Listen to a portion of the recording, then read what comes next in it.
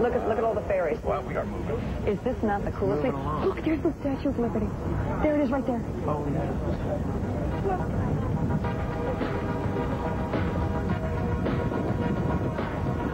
I'm such a sucker. This is making me... I love this kind of stuff. Now, how do you feel when you look over there and the World Trade Center's right there? Where were you on 9/11? You were in L.A.? I was in L.A. I was just getting my daughter ready for school. Were you here in New York?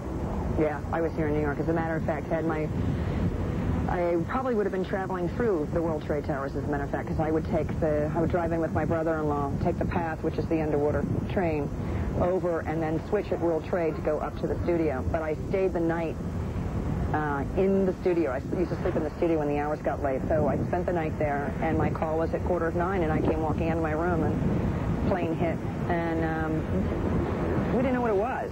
And while we're looking at the TV set, you could see the second plane come around and hit. Oh, and you saw that? I had family and friends in those buildings. I lost 6 friends in those buildings. Oh my God! And everyone, you know, I'm so grateful for the number of friends that I didn't lose. You know, that's the thing that's so amazing, and that's what we're all so grateful about, is the number of people that we didn't lose and who we could have lost. It was really quite something. Look at her. Isn't she beautiful? It makes you sort of patriotic, because you really, especially after going through something like that, it makes you realize how lucky we are to live in a country where you can speak your mind. And you may not like what everyone says, but the fact that they're allowed to say it is what it's all about. Thank you. It's getting a little chilly. So we're talking a little bit about your husband, and you met him when you were 14 years old. When I was 14 years old. And how many children do you have?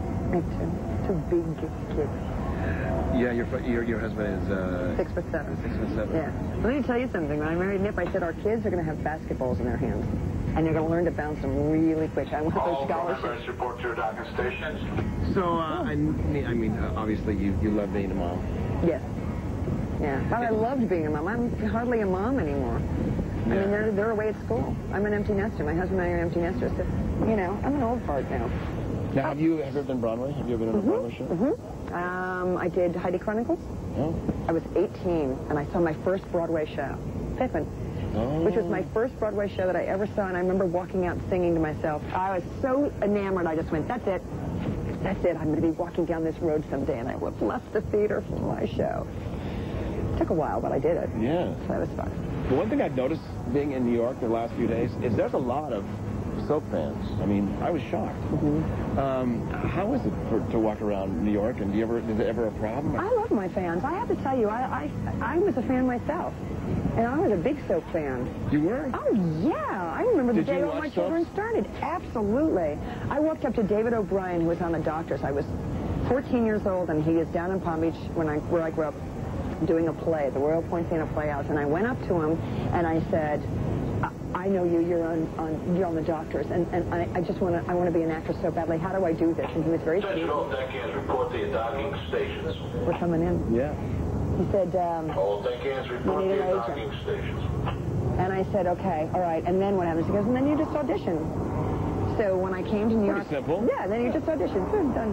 I remember the first day I started work on The Doctors, my first scene was with David O'Brien, and I walked in and I went, I don't think you remember me. And he goes, yeah, I do. I've been waiting for you. Isn't that cool? Aww. It was really cool. That's very cool. Yeah, that was very cool. Let's talk about Nora. Okay. You've been playing Nora for many years. I have. 12 years. How's Nora changed over the years? She got really stupid for a while. You know, I was only going to do this part for 5 years, and then I just fell in love with this character. Are there times on the soap that you get a piece of information of a story and you just say, I don't know if I can do that? It's not the event, it's what the event brings out in the character. That's what I think that soaps are about. It's watching human behavior and how they rise up from the ashes. You know, it's a situation. Because you know the characters really well. You take the characters and you put them in different situations and you watch them either better it or, you know, not. So my job is to make whatever they write believable. What do you want to do next? You know what? There's something I don't know. There's something very romantic about the skyline of New York and ferry boat rides and everything else, but there are a lot of people around. Can you lose the camera crew and take a carriage ride? Come on, have you ever done that? You know what? We're almost there. Let's beat everyone to the front. You think I can bring my 3 cameras with me, going to get a hot bring tub? one, and then we're losing it. I want romance, baby. I want romance. Well, let's go. I actually have a very talented tongue. I knew that'd get your attention.